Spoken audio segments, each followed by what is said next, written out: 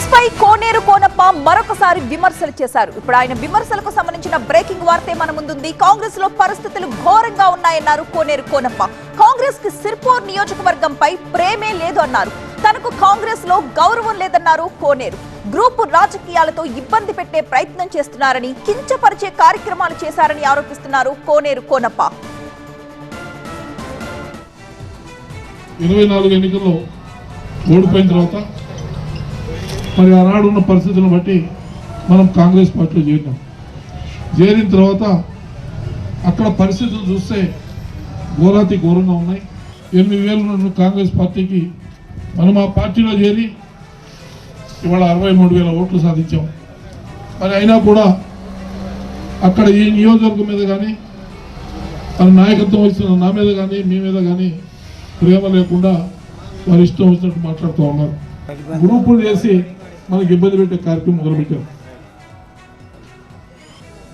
గ్రూపుల్లో పెద్దరికాలు చేసుడు, కించపరిచే కార్యక్రమాలు అనేకమైన చేయడం జరిగింది.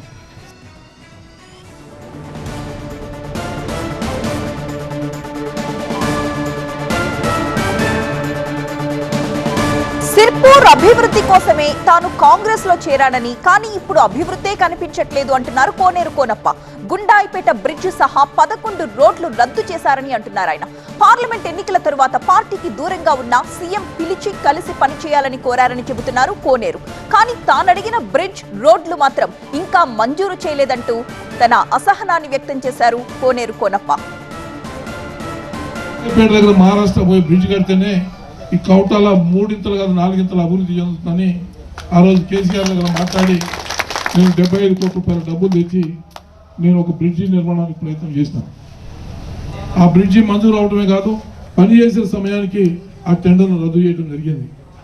నేను కాంగ్రెస్ పార్టీలో చేరిన నేను అడిగిన ముఖ్యమంత్రిని, మాకు మొట్టమొదటిగా ఆ బ్రిడ్జి నాకు మంజూరు ఇవ్వాలంటే నేను ఇస్తా అని చెప్పి ఒప్పుకోవడం జరిగింది. అట్లానే ఈ నియోజకవర్గంలో 11 రోడ్లు నేను మంజూరు చేయించినాను కేసీఆర్ గారితో. అవన్నీ కూడా ఈ కాంగ్రెస్ పార్టీ వచ్చి రద్దు చేశాను. నేను అడిగినాను సీతక్క గారిని, అమ్మా మాకు ఈ రోడ్లన్నీ ఇవ్వాలంటే తప్పకుండా ఇస్తా ఉంది, కానీ ఒక రోడ్డు కూడా ఇవ్వలేదు మనకి. సరే ఈ పార్టీ మనకి కలిసి వచ్చేది లేదని చెప్పి మనం ప్రశాంతంగా ఇంటికాడ ఉన్నాం ఎన్నికల తర్వాత. కానీ మళ్ళీ ముఖ్యమంత్రి పిలిచి లేదు మీరు బాధ్యత తీసుకోవాలి, మీరు ఉండాలని చెప్పి నన్ను సంజాయించడం జరిగింది. నేను అప్పుడు కూడా 2-3 విషయాలు చెప్పాను. ముందు నాకు కౌటాల బ్రిడ్జ్ ఇవ్వండి, ఈనాటి వరకు ఆ బ్రిడ్జ్ మాత్రం ఇవ్వలేదు.